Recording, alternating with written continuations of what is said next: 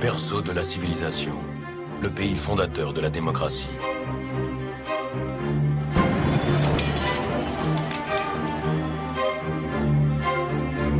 Ce symbole de la grandeur de l'Europe a failli entraîner tout le continent vers sa perte.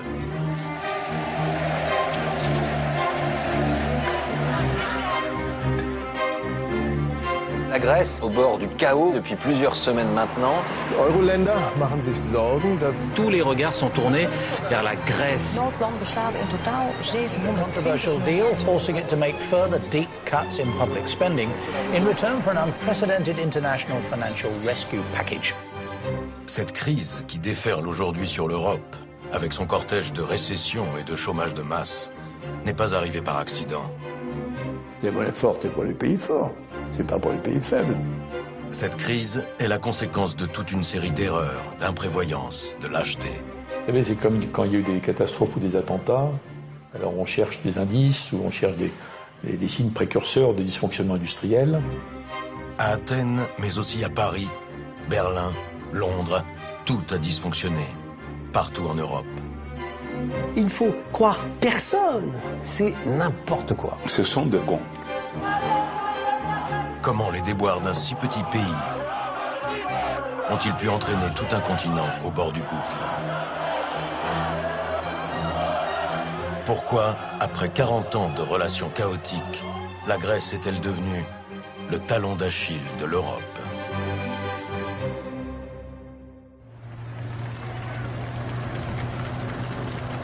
Et si le compte à rebours avait commencé en ce jour ensoleillé? Valéry Giscard d'Estaing vient juste d'être élu. Et d'entrée, le nouveau président de la République montre qu'il est bien décidé à ne rien faire comme les autres. À commencer par la traditionnelle remontée des Champs-Élysées qu'il décide de terminer à pied. Giscard veut bousculer l'ordre des choses. En France, bien sûr, mais également partout en Europe. Il va en avoir l'opportunité à peine 2 mois plus tard, quand en Grèce, la dictature des colonels s'effondre en quelques jours.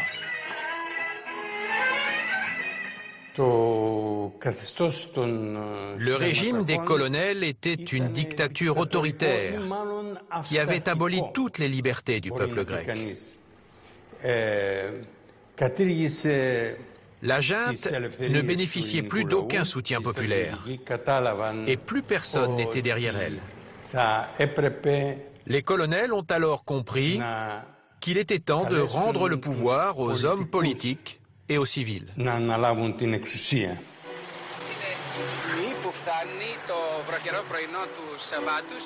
Un seul nom fait alors l'unanimité pour reprendre les rênes du pays, celui de Constantin Karamanlis. Depuis la confiscation du pouvoir par les colonels, ce démocrate grec vit en exil à Paris.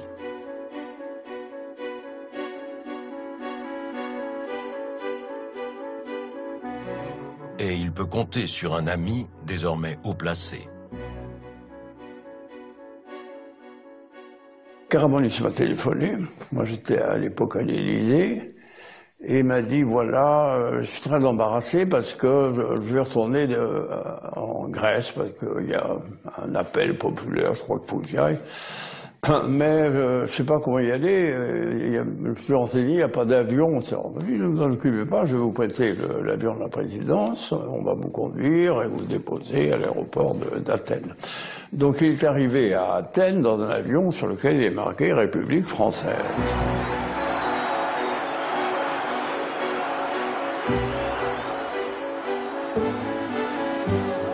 En quelques mois, Karamanlis parvient à rétablir la démocratie, là même où elle fut inventée 25 siècles plus tôt.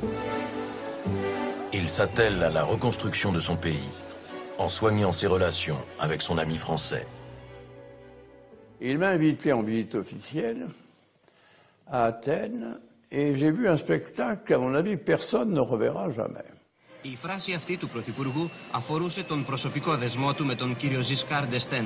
Ο Γάλλος ηγέτης και ο Πρωθυπουργός της Ελλάδος...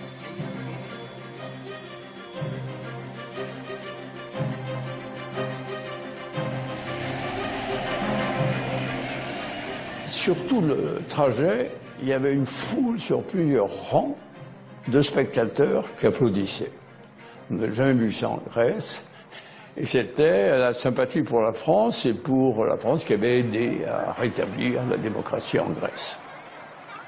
Alors j'ai fait un petit discours en grec. Pour la circonstance, la télévision locale relaie l'événement en direct. Je vais vous répondre en grec. En grec, ah oui.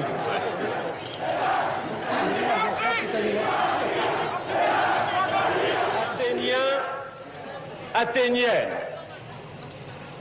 Kyrie Dimarchi, Athénei, Athénès. J'ai dit que je venais en Grèce comme élève, comme ami et comme partenaire. Istin Pauline Sam, Sas. Vous me comprenez?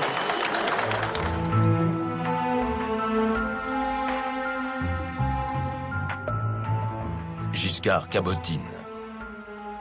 Il veut être le parrain protecteur de cette Grèce qui déroule le tapis rouge sous ses pieds.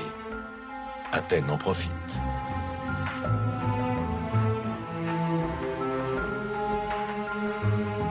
Giscard d'Estaing, on peut le dire aujourd'hui, n'a pas seulement été invité en Grèce afin d'être remercié pour son rôle dans le rétablissement de la démocratie. Karamanlis l'a fait venir aussi pour faire avancer l'entrée et au-delà l'adhésion de notre pays au sein de la communauté économique européenne. À l'époque, on appelle encore cela le marché commun. 9 pays réunis pour favoriser échanges commerciaux et politiques agricoles. La Grèce rêve de s'asseoir à la table de ces grands d'Europe, même si elle en est loin encore économiquement. Moi, j'étais allé en Grèce avant la prise de pouvoir par les colonels, et donc je connaissais un peu la vie politique grecque.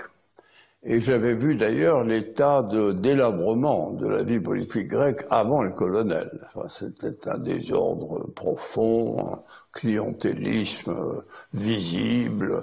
J'étais là au ministère des Finances, c'était mes collègues du ministère des Finances, et c'était un désordre indescriptible, des antichambres pleines de quémandeurs.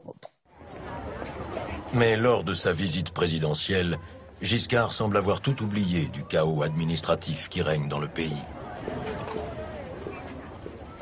Il ne voit plus que la magie des temples antiques. Il est sous le charme.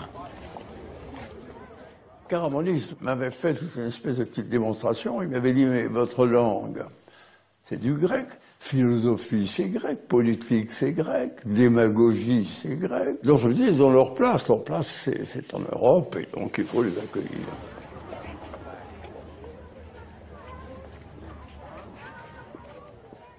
Il y a une cote de sympathie de la Grèce.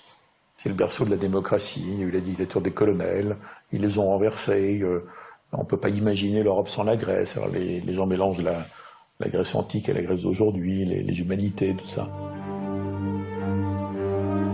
Cette confusion des genres et des époques n'a pas cours à Bonn, la capitale de l'Allemagne fédérale. Pour le très réaliste chancelier Helmut Schmidt, l'économie grecque est beaucoup trop fragile pour entrer dans la communauté européenne. Hans-Dietrich Genscher était son jeune ministre des Affaires étrangères. Helmut Schmidt était sceptique, pas vraiment contre la Grèce. Il était un ami de ce pays, comme je l'étais d'ailleurs. Mais il avait surtout le souci que les problèmes de la Grèce ne s'aggravent pas si elle adhérait trop tôt.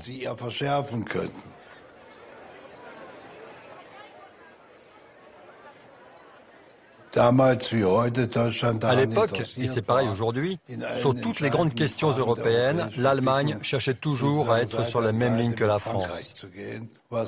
Et sur la Grèce, l'axe franco-allemand est devenu un argument décisif pour convaincre tous ceux qui doutaient jusque-là en Allemagne fédérale.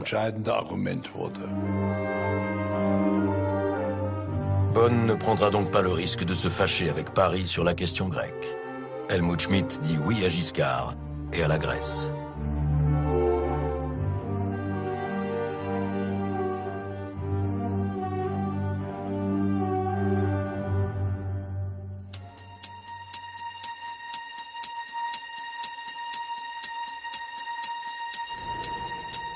Le président français Giscard d'Estaing doit encore convaincre la Commission européenne. Les fonctionnaires de Bruxelles sont tout-puissants et eux aussi très réservés sur Athènes. Mais en s'appuyant sur les fondements de la philosophie antique, Giscard va les faire basculer du côté des Grecs. Il ne pouvait pas en effet les rejeter à l'extérieur et faire jouer Platon en deuxième division. C'est là le coup de génie de Giscard, ériger le grand philosophe en passeport d'entrée dans la communauté européenne.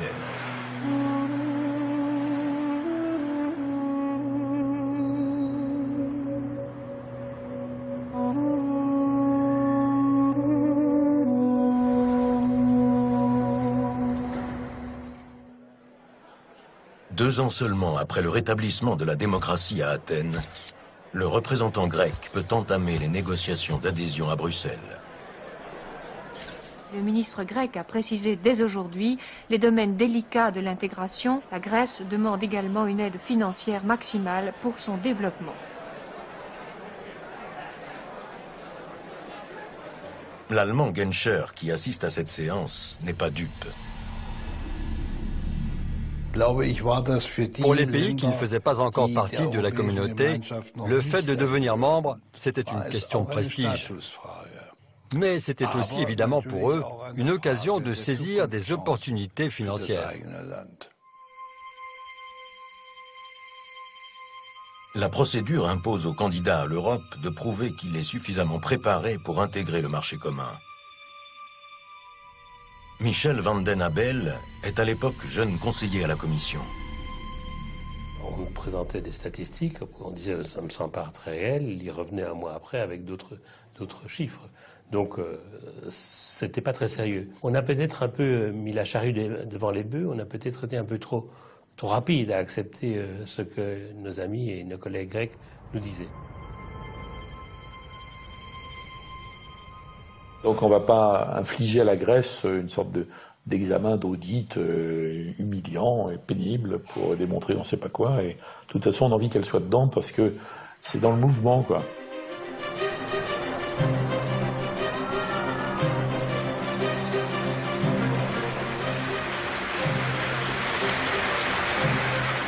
Giscard et la Grèce sont parvenus à leur fin. La jeune République obtient le droit d'adhérer à la CEE.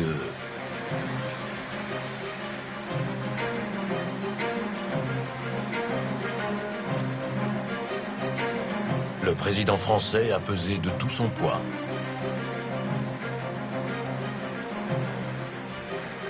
Son triomphe ravit le petit peuple d'Athènes.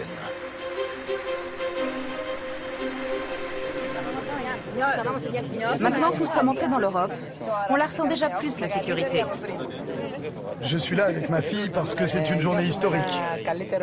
Ensemble, nous aurons un meilleur avenir, pour trouver du travail surtout.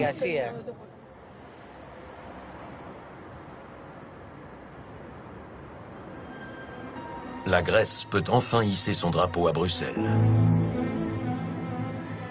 Même si tout le monde sait déjà qu'elle n'est pas un État membre tout à fait comme les autres. Il y avait, en fait, de l'aveu même des dirigeants grecs, un niveau de corruption tout de même incompatible avec, si j'ose dire, la moyenne européenne. La corruption était du genre « Viens, vote pour moi, pour 1 ou 2 mandats.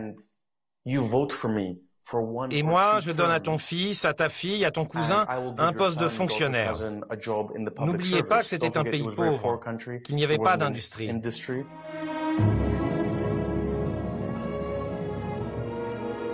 Il n'y a pas non plus beaucoup de cohérence au sommet de l'État. Au début des années 80, le premier gouvernement grec qui arrive à Bruxelles est élu sur un programme eurosceptique. Le secrétaire d'État chargé de l'Europe doit donc demander à son chef de gouvernement quelle est la ligne qu'il doit adopter. Quand je lui ai dit, mon président, nous avons une position contre l'Europe, comment vais-je faire? Il m'a dit, non, laisse tomber tout ça. C'était des positions qui étaient bonnes quand on était à l'opposition. Maintenant, il faut gérer le pays et ses intérêts. Nous ne sommes plus un parti, nous sommes le gouvernement de tout le peuple grec. L'intérêt de la Grèce et de son peuple est d'être dans l'Europe. Cet opportunisme va vite se révéler très rentable. En quelques années, les subventions européennes vont monter jusqu'à 10% du budget national. Partout dans le pays émergent des grands chantiers, sponsorisés par l'Europe.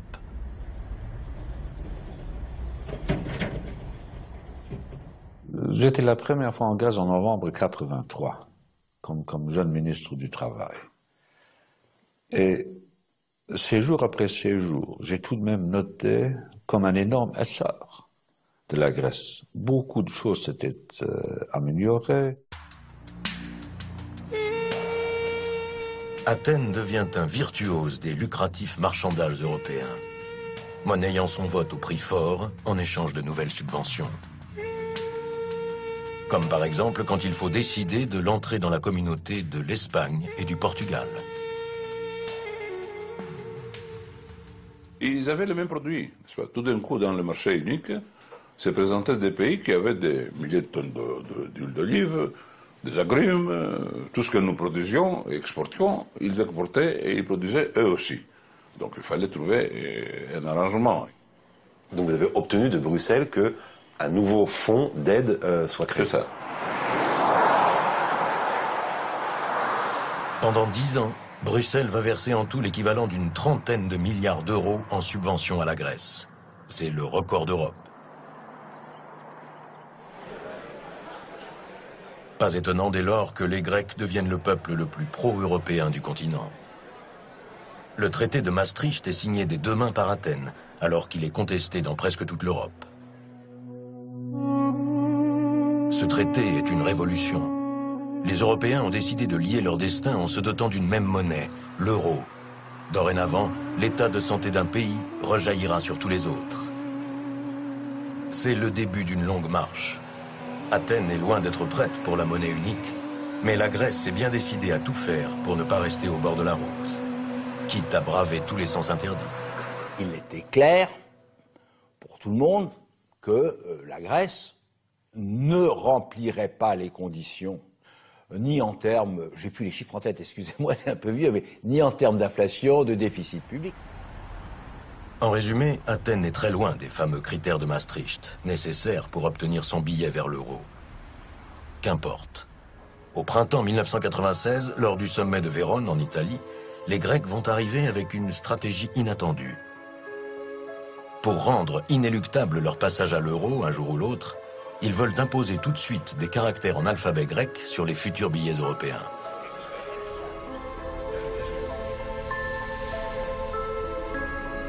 Le ministre grec des Finances est à la manœuvre.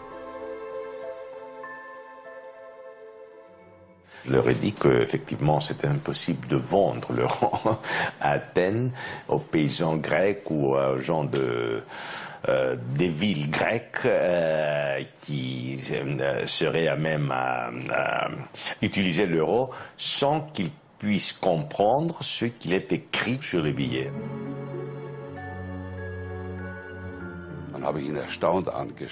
Je l'ai regardé avec étonnement et je lui ai dit « Cher Yanos, vous ne faites pas partie de la zone euro et vous n'allez pas y entrer.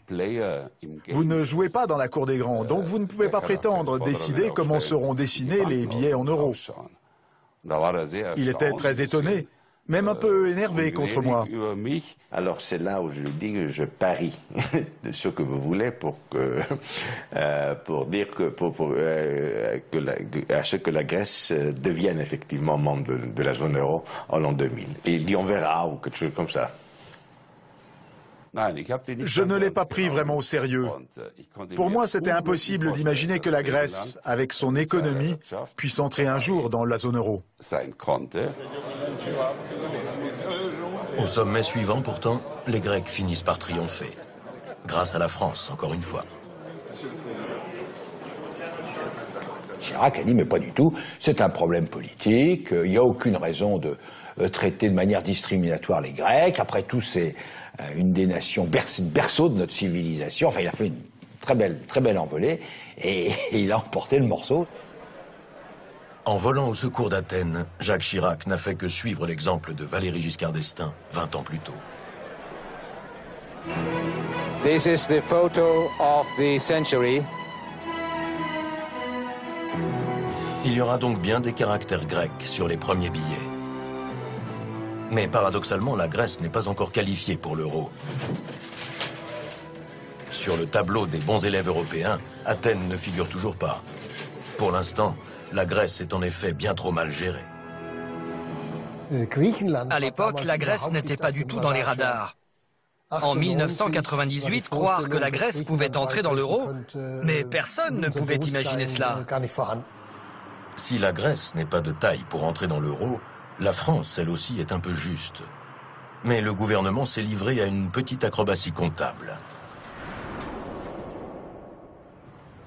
En mettant la main sur quelques milliards qui dorment dans les caisses de l'entreprise publique France Télécom, l'État a réussi à abaisser son déficit d'1 demi-point. Juste ce qu'il faut pour satisfaire aux sacro-saints critères de Maastricht.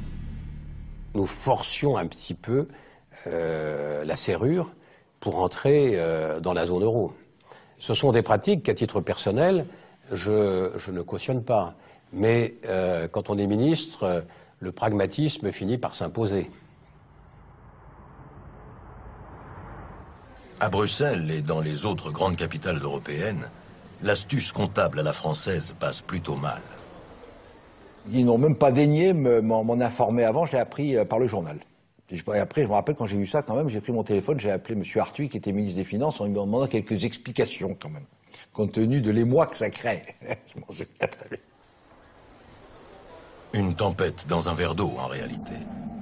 Car Bruxelles va finalement fermer les yeux sur les petits arrangements de la France. Un aveu de faiblesse qui donne des idées à l'autre bout du continent. Soudain, à Athènes, les critères de Maastricht ne semblent plus si difficiles à remplir. Comme par enchantement, tous les déficits grecs se mettent à se résorber. Et en seulement 2 ans, le mauvais élève de la classe euro devient un petit prodige de l'orthodoxie financière. C'était un miracle, effectivement, parce qu'on a fait vraiment un sprint très impressionnant à la fin. Le stratège d'Athènes a gagné son pari, car personne ne va remettre en cause ces chiffres miraculeux. Au contraire, l'Europe fête ce qu'elle prend pour de la prospérité. Tous mes collègues, tous, ont applaudi. On a bu de la champagne. C'était un grand, comment dire, une fête pour la Grèce. L'intronisation en grande pompe de la Grèce dans la zone euro se déroule lors d'une rencontre au sommet en juin 2000. Les dirigeants européens y apparaissent à la fois très naïfs et très empressés.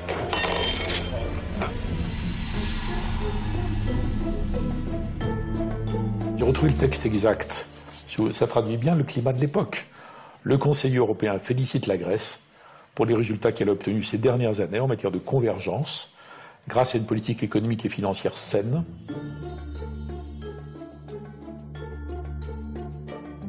Tous les membres du Conseil européen croyaient les comptes qui étaient fournis par la Grèce, vous n'avez pas de raison d'en douter, ou n'étaient pas mandatés pour aller fouiller là-dedans pour savoir ce qui était vrai ou pas. Mais l'état réel de l'État grec, de l'administration grecque, de la fiscalité en Grèce, tout ça, non, c'était pas un sujet. En effet, depuis 20 ans, la Grèce est incapable de se conformer à une exigence économique de base, encaisser ses impôts. Pendant des siècles, ici, la fiscalité a été assimilée à un racket de l'occupant ottoman. Depuis, les contribuables grecs font preuve de beaucoup de mauvaise volonté. Pendant 400 ans, il n'y a pas eu d'État offrant des prestations dignes d'un État. L'État, c'était juste une taxe demandée par l'occupant. Il n'y avait donc pas de conscience que l'État pouvait subvenir à vos besoins. L'État était juste là pour vous prendre des choses. C'est ça le contexte. Chaque année, ce sont donc près de 30 milliards d'euros qui échappent aux caisses du ministère des Finances.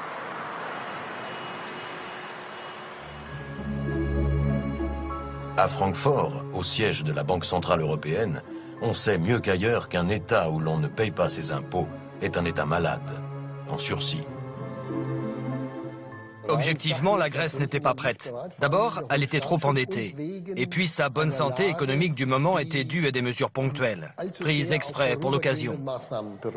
Elle s'était apprêtée un peu comme une mariée le jour du mariage. Mais on sait qu'une fois la cérémonie terminée, la mariée reste rarement aussi belle qu'elle était au début de la fête. Et là, c'était vraiment ça. Pourtant, à l'époque, la Banque centrale européenne ne s'est pas opposée à l'histoire en marche. Je ne sais pas s'il s'agit là d'un dysfonctionnement, mais la Banque centrale, à aucun moment, ne nous a mis en garde d'une façon virulente. Vous ne pouviez pas dire ce que vous pensiez vraiment?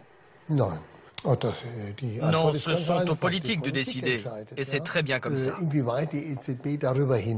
La question est, à quel point la Banque centrale européenne aurait dû s'exprimer davantage publiquement? Aujourd'hui, je dirais que nous sommes allés jusqu'à la limite de ce qu'il était politiquement possible de faire à l'époque.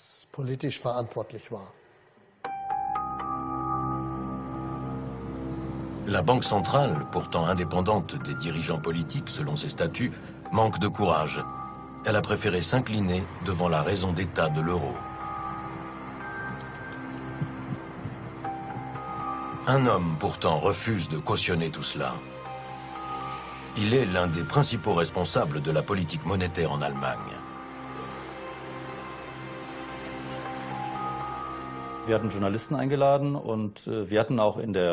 Dans une conférence de presse, j'ai dit aux journalistes qu'en tant que membre du conseil de la Bundesbank, je pensais que l'adhésion de la Grèce devait être différée une fois encore. Je n'étais pas seul à le penser parmi mes collègues de la Bundesbank, mais j'étais le premier à le dire publiquement. On ne le sait pas encore, mais si l'Europe avait voulu entendre l'alerte de cet expert ce jour-là, le pire aurait peut-être été évité. En attendant, la petite phrase met quand même le feu à la bourse d'Athènes. Le doute sur l'introduction de l'euro suffit à déchaîner les spéculateurs pour la première fois. La réaction des marchés financiers a vraiment été dramatique. Mais les doutes se sont très vite dissipés car le gouvernement allemand a tout de suite confirmé que l'euro serait introduit comme prévu en Grèce.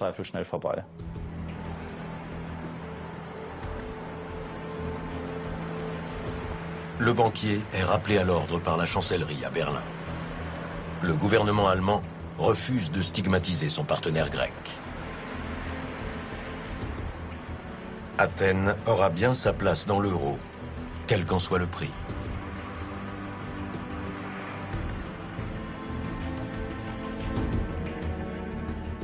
Il y a une sorte d'allégresse qui faisait que c'était bien vu d'admettre la Grèce parce qu'elle était le berceau de la démocratie. Oui, là on ne parle pas de démocratie, on parle de finance, d'économie. Bien sûr, mais il faut que l'art de gouverner s'accommode de la réalité. Or, trop souvent, la gouvernance publique prend appui sur le déni de réalité.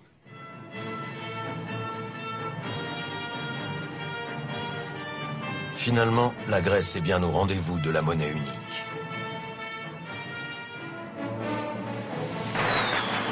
Cette nuit-là, à Athènes, comme partout ailleurs en Europe, les anciennes monnaies nationales disparaissent au profit de l'euro. Au pied de l'acropole, il semble bien y avoir un peu plus de ferveur qu'ailleurs.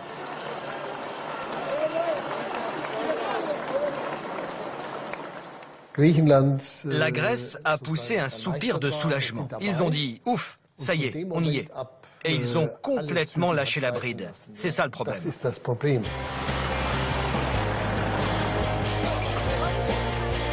Avec l'euro, une monnaie qui inspire confiance, les Grecs peuvent emprunter à tout va. Une vie à crédit, de l'argent facile. Athènes découvre à son tour les années fric.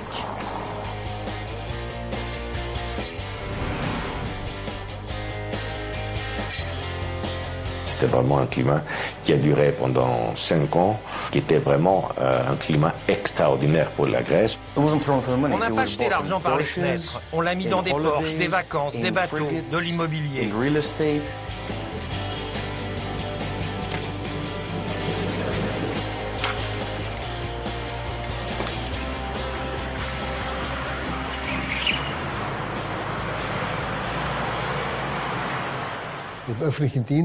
Dans la fonction publique, les salaires ont plus que doublé en 8 ans. C'est totalement absurde. Aucun pays ne peut financer ça. Dans d'autres pays, comme l'Allemagne par exemple, les salaires ont augmenté de 25%, quand dans le même temps, ils augmentaient en Grèce de 140%, ou à peu près.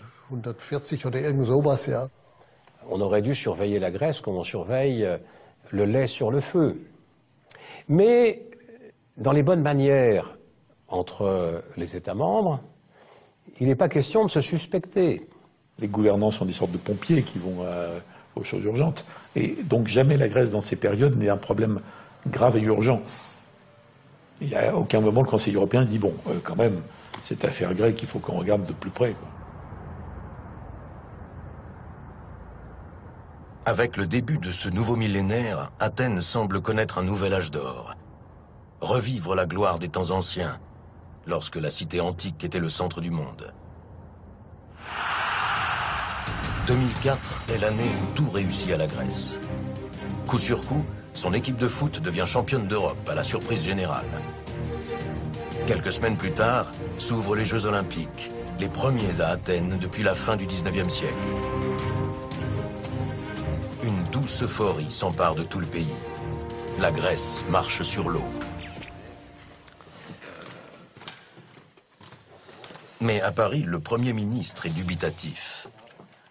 J'avais fait des analyses assez précises du coût des Jeux Olympiques d'Athènes, parce que se posait la question de notre candidature pour les Jeux Olympiques de Londres.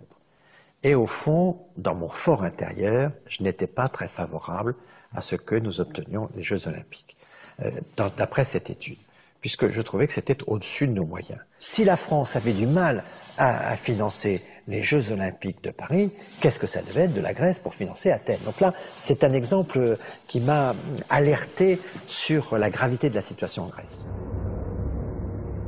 Son intuition, le chef du gouvernement français ne la partagera pas avec Bruxelles. Jamais l'idée nous était venue qu'il pourrait y avoir des trafiquages de chiffres ou des comptages inappropriés.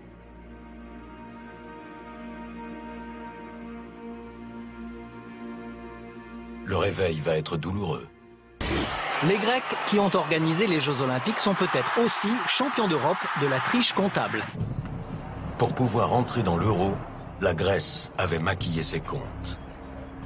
À l'origine de cette découverte, le travail de fourmi accompli dans ce coin de la vieille Europe, au Luxembourg. Précisément à Eurostat, l'organisme qui contrôle tous les chiffres des pays de l'Union européenne. Au cours de l'année 2004 qu'on a commencé à voir qu'il y avait un petit problème, et compte tenu de l'ampleur de ce petit problème s'additionnant à d'autres petits problèmes, ça devient un gros problème, on a décidé de faire une étude approfondie pour le cas grec.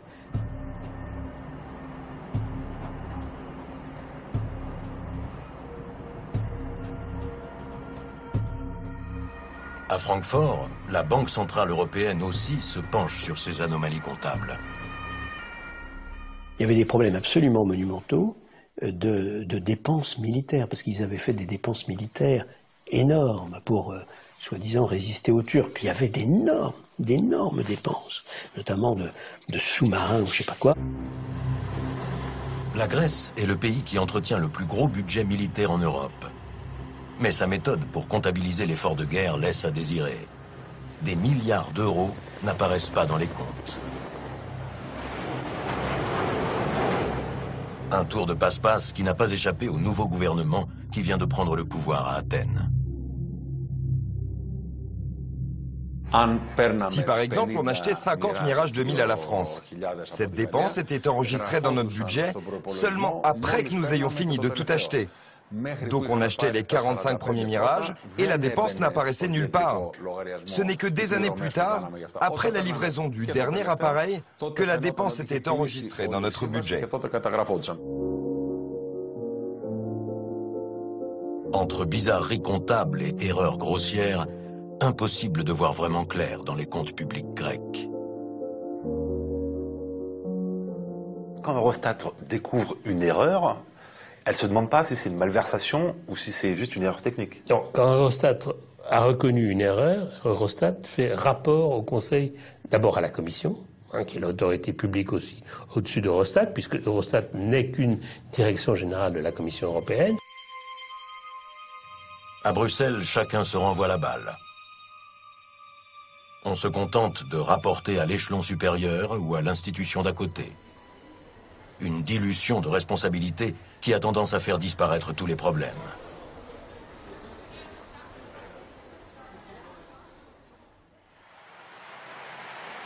Même le gendarme de l'euro, la Banque centrale européenne, ne dit rien. Et pour cause. Ici, le vice-président s'appelle Loukas Papademos. Il est grec.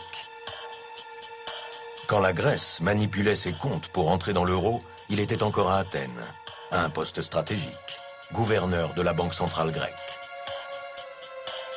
Il était donc aux premières loges pour connaître le détail des petits arrangements comptables de son pays. Mais quand il devient l'un des gardiens de la monnaie unique, il en oublie son devoir de loyauté européenne et se garde bien d'affranchir ses nouveaux collègues. Nous avons très bien travaillé ensemble. Bon, concernant la Grèce, il n'était peut-être pas très objectif. Il était optimiste. Il disait que petit à petit, la Grèce allait résoudre ses problèmes. Nous avons eu bien sûr beaucoup de discussions avec lui et au sein de l'exécutif, c'est-à-dire du directoire, et au sein du Conseil des gouverneurs, des discussions très approfondies. Lui, il savait que les comptes étaient falsifiés? Non. Non, Loukas Papademos ne savait pas que les comptes étaient falsifiés. Il ne savait pas, ou il a préféré garder le silence? Loukas est un bon ami à moi, mais on ne parlait pas de tout cela en détail entre nous. C'est un homme honorable. Dans quelle mesure il a été mêlé à tout ça ou informé? Je ne sais pas vraiment. Il aurait pu vous prévenir, vous informer avant peut-être. Bon, arrêtez avec cette histoire de Papademos. Je ne dis plus rien là-dessus. Je n'aime pas cette personnalisation des choses.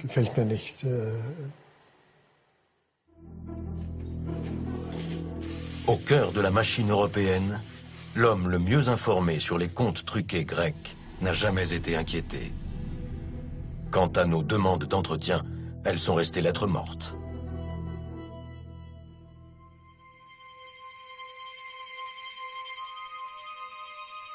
Des responsables européens qui se serrent les coudes, des services qui se renvoient la balle, personne en 2004 ne veut aller plus loin sur le trucage grec. Pas même les ministres des Finances européens réunis au sein de l'Eurogroupe, l'instance pourtant censée gérer toutes les complications liées à la monnaie unique.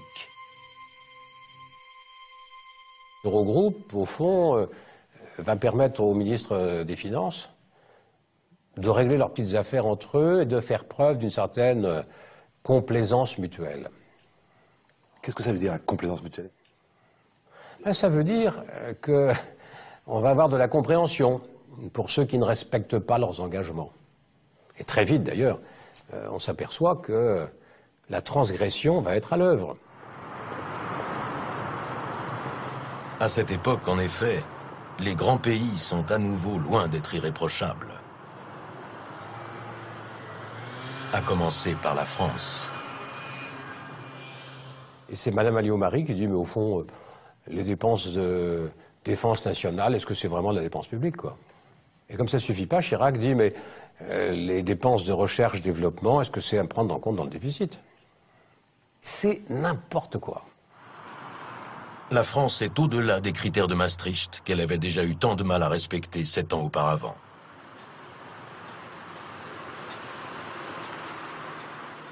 Et le Premier ministre l'assume même ouvertement sur les plateaux de télévision. Maastricht, c'est très important, mais l'emploi, c'est aussi très important. Et la croissance, c'est aussi très important. Moi, mon premier devoir, c'est pas d'aller rendre des équations comptables et de faire des problèmes de mathématiques pour que tel ou tel bureau dans tel ou tel pays soit satisfait. Malgré son lourd déficit, la France refuse même d'être sanctionnée par l'Europe.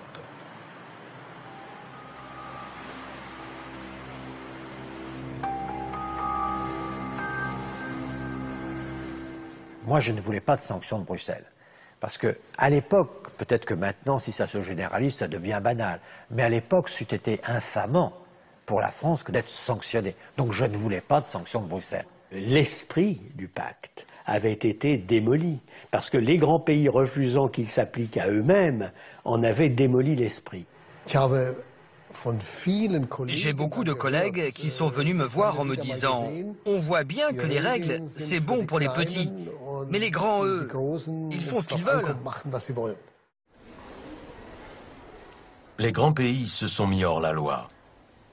Difficile pour eux d'instruire alors un procès en sorcellerie budgétaire à la petite Grèce. Il n'y aura donc aucune suite à l'affaire des comptes grecs falsifiés de 2004. Aujourd'hui, je me dis, voilà, il aurait pu tempester, sanctionner, punir, mais on ne l'a pas fait. D'une certaine façon, je persiste à croire qu'on avait raison de ne pas le faire parce qu'on aurait, comme je le disais, approfondi les abîmes grecs.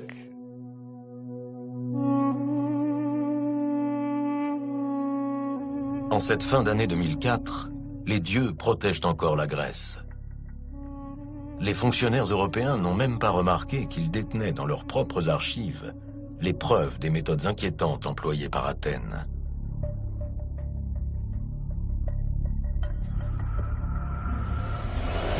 Pour maquiller ses comptes, la Grèce s'était en effet tournée vers les mauvais génies de la finance, ceux de la City, à Londres. Les dirigeants grecs avaient choisi Goldman Sachs. La banque d'affaires avait mis au point un artifice comptable très tentant pour un pays aussi endetté que la Grèce. Il s'agissait de manipuler dans la plus grande discrétion les emprunts d'État en monnaies étrangères, pour faire mine d'en diminuer le montant total. Dans le jargon financier, on appelle ça un swap de devises. Le but de ce genre d'opération est souvent de faire des choses que vous désirez cacher aux autres. C'était une transaction très exceptionnelle par rapport aux pratiques habituelles sur les marchés financiers. Le swap permet de glisser sous le tapis tout un pan de la dette publique. Goldman Sachs la prend à sa charge. Mais en contrepartie, la Grèce doit rembourser avec des taux d'intérêt exorbitants. Le banquier se transforme en usurier. C'est donc un véritable pacte avec le diable qu'ont signé les responsables grecs de l'époque pour entrer dans l'euro. Nous avons découvert le swap parce qu'on recevait des factures très élevées. Et d'un coup, on a réalisé qu'on devait payer 200, 300, 400 millions d'euros. Ce n'étaient pas les remboursements d'un prêt classique. En fait, c'était les premiers remboursements de ce swap.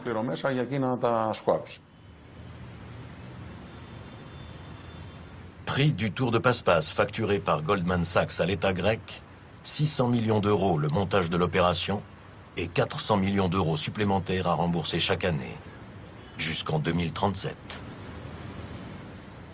Les gens étaient frappés par la dimension de la transaction, par la nature inhabituelle de ce deal et par la somme d'argent que Goldman Sachs gagnait avec ce deal. Il y avait la sensation que Goldman avait arnaqué son client. C'était vraiment une mauvaise opération, aussi bien sur le plan économique et financier que sur le plan éthique et moral.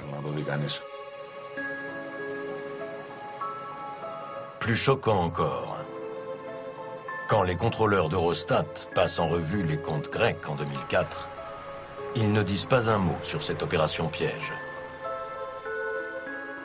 Eurostat ne connaissait pas l'existence de contrats de swap avec Goldman Sachs en Grèce. Nous n'en avions pas véritablement connaissance. Et moi, j'en avais pas connaissance à l'époque. Une ignorance troublante, car les accords de swap semblent bien avoir été négociés en leur temps entre Goldman Sachs, Athènes et certains fonctionnaires d'Eurostat, justement.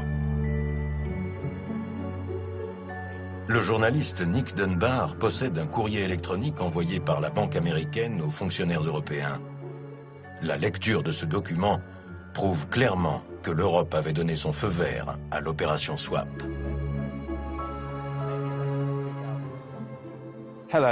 Bonjour, j'ai organisé la conférence téléphonique avec Eurostat. Les juristes ont été très contents de ce qu'ils ont appris. Nous avons eu essentiellement la confirmation de ce que nous savions déjà.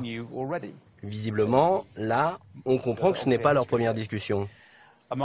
Parmi les différentes choses que nous avons abordées, Eurostat a réaffirmé, vous voyez, là encore, ça veut dire que ce n'est pas la première fois qu'ils se parlent. A réaffirmé donc que les contrats de swap sont légaux et que l'argent des swaps peut être utilisé pour diminuer le déficit et la dette.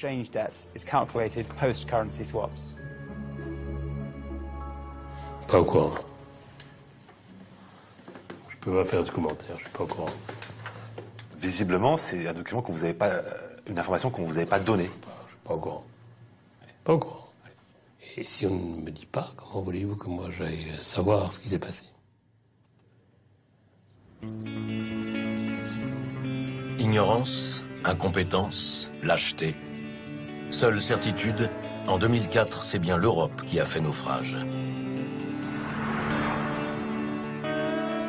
Sous le soleil grec, en revanche, rien ne change. C'est toujours la Dolce Vita. On continuait à vivre qu'on avait appris à vivre en s'endettant. On bouclait les fins des mois et les fins des années, déficit augmentait mais personne n'y prêtait attention, la dette augmentait mais personne n'y prêtait attention, c'était la vie normale comme on avait l'habitude de la vivre depuis des décennies. Bruxelles non plus ne change rien à ses habitudes. Année après année, l'Europe continue de verser à la Grèce 3 fois plus de subventions qu'ailleurs, en continuant de fermer les yeux.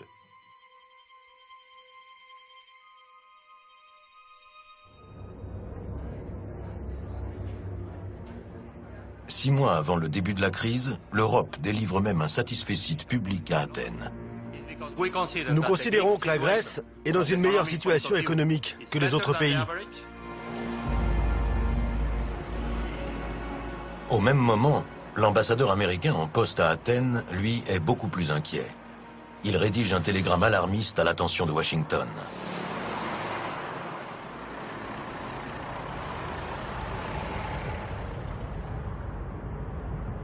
Au lieu de se préparer pour le pire, le gouvernement grec semble tabler sur le meilleur, se préparer pour le meilleur et ignorer le reste. Le gros temps n'est plus très loin.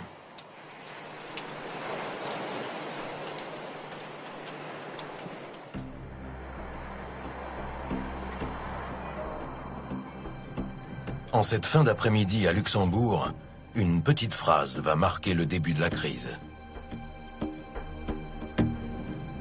Là, on arrête de jouer. On a besoin de vrais chiffres. Ce coup de gueule du patron de l'Eurogroupe trouve son explication dans l'aveu du nouveau ministre grec des Finances. Encore un. Mais celui-là est formé à la rigueur anglo-saxonne. Et il est bien décidé à en finir avec les étranges pratiques de ses prédécesseurs. La dissimulation de tous les déficits. Je découvre ces chiffres quand le service vient et me dit, écoutez, nous avons donné pendant 3 mois à votre prédécesseur ces chiffres-là et il n'a pas voulu les publier. Est-ce que vous voulez qu'on les publie? Je dis, évidemment, vous les publiez. On ne peut pas cacher la vérité. Et cette vérité, le ministre grec est venu l'avouer à ses homologues lors de cette réunion de l'Eurogroupe. Bien sûr, c'est la bonne occasion pour moi de dire les mauvaises nouvelles et d'annoncer que, vous savez, le chiffre qui vous avait été envoyé il y a 2 semaines, malheureusement, le déficit est double ça.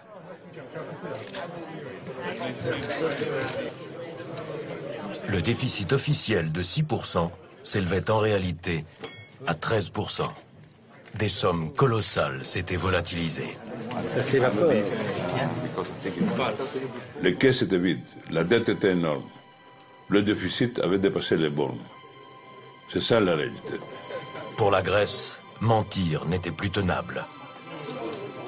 Si, à ce moment-là, moi, je disais, écoutez, c'est pas 6%, c'est plutôt 8 ou 9. Et un mois après, je disais, écoutez, c'est pas vraiment 8 ou 9, c'est 11. Et un mois après, je disais, écoutez, c'est pas vraiment 11, c'est 13. quelle serait la crédibilité du gouvernement? C'est exactement le même problème qu'avait le gouvernement qui nous a précédés. C'était, on serait les gens qui continuent le mensonge. Bien entendu, cela provoque à la fois stupéfaction et indignation de la part des autres collègues ministres des Finances qui entendent un discours donc complètement nouveau et vraiment dramatique, et cela conduit évidemment la Banque Centrale Européenne et la Commission à s'indigner en demandant comment il est possible que l'on ait pu dissimuler auparavant ces chiffres. Jean-Claude Trichet était très gêné, ça se voit. Il veut affirmer à ce moment-là que c'est un problème qui est spécifique pour la Grèce et que le problème des statistiques, c'est un problème grec et non pas plus grand que ça. Naturellement, nous n'imaginions pas nécessairement avoir à affronter très vite la pire crise depuis la Deuxième Guerre mondiale.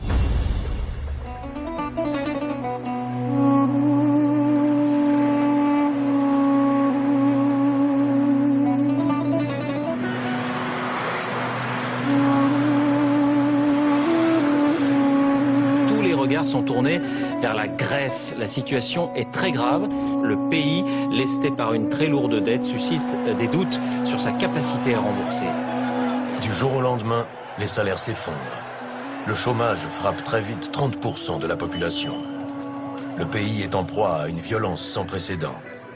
La récession s'installe, visible, palpable, brutale. C'est la Grèce tout entière qui est au bord de l'asphyxie. Au sommet de l'Europe, l'heure est aux révisions déchirantes. Comment a-t-on laissé la Grèce entrer dans la zone euro? Comment voulez-vous répondre à cette question? Clairement, l'hypothèse de travail à tort de la Commission et des gouvernements était le système étatique grec fonctionne convenablement. C'était une erreur. C'était à l'évidence une très grave erreur. Une faillite collective que l'Europe a mis beaucoup de temps à reconnaître. On a voulu dire, écoutez, non, la zone euro est très bien, tout va très bien. C'est la Grèce qui a un petit problème, ne vous inquiétez pas. Donc la Grèce est un cas à part, c'est une exception. Mais attention, n'ayez pas peur, tout le reste en Europe fonctionne très bien. C'était faux. Le risque maintenant, c'est malheureusement la contagion en clair. Si un pays peut faire faillite, alors n'importe quel autre pays d'Europe peut faire faillite. Le scénario catastrophe que personne ne voulait envisager devient une réalité.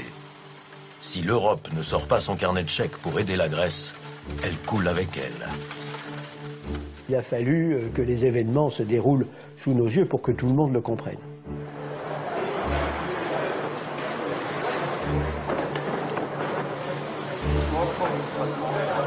De plans de sauvetage en réunion de la dernière chance, l'Europe est depuis 2009 contrainte dans l'urgence d'inventer des solutions pour sauver le malade grec. Nous avons à gérer les conséquences de ceux qui ont fait rentrer un certain nombre de pays qui n'étaient pas prêts dans la zone euro et qui ont relâché la discipline sur le pacte. Désormais, tout le monde doit mettre la main au portefeuille, s'entraider.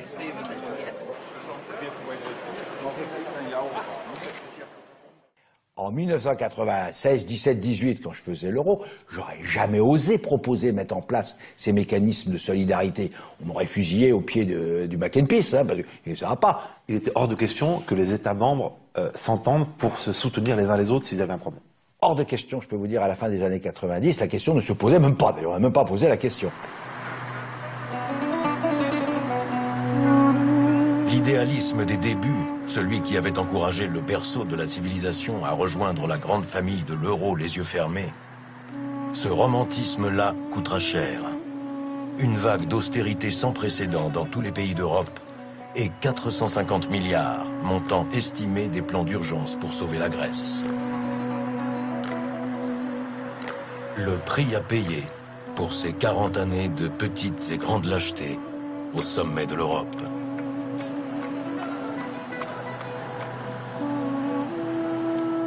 J'ai un regret, pas du tout pour l'entrée de la Grèce dans l'Union européenne, pas du tout, aucun regret. J'ai un regret pour l'adoption de l'euro par la Grèce. C'était pas simplement errare humano est, c'était aussi perseverare diabolicum. Si quelqu'un met du miel au doigt de quelqu'un, qui est le plus fautif? C'est lui qui met le miel au doigt ou c'est lui qui le mange? J'ai découvert, pendant ces longues années grecques, que oui, la Grèce est une grande nation, mais que c'est un faible État. L'Allemagne et la France sont les premiers fautifs. On dit souvent qu'ils n'ont commis que des petites fautes. Mais comme on le sait bien, les grandes erreurs commencent justement avec des petites fautes. Très franchement, tous les États membres ont une part de responsabilité, parce qu'ils ont laissé faire les Grecs.